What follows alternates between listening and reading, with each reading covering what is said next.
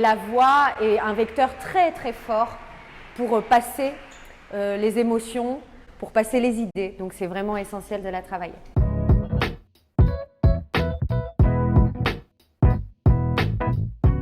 Comment utiliser sa voix, comment la poser, quelle tonalité utiliser dans certains contextes.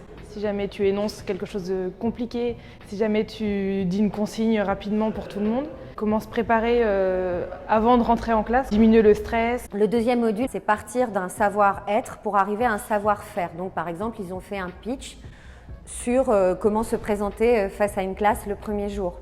Quelles sont les règles qu'ils vont avoir, qu'ils vont mettre en place au sein de leur classe. Mais pour ça, il faut réussir à remonter le fil jusqu'à soi pour trouver quelles sont ces valeurs, pour qu'elles restent en cohérence. C'est-à-dire que ce qui va être intégré même physiquement va de fait faire autorité, parce que je suis capable de le tenir jusqu'au bout, tout au long de l'année. Un bon orateur, c'est celui aussi qui a une bonne posture. Donc c'était hyper intéressant en fait de se voir nous-mêmes et d'avoir des critiques sur la posture qu'on avait quand on faisait un cours. Et ça, c'est un principe quand on part d'une introspection et d'une aspiration personnelle qui tend vers une aspiration professionnelle, ça irradie vraiment sur le groupe des jeunes et c'est propice à l'apprentissage.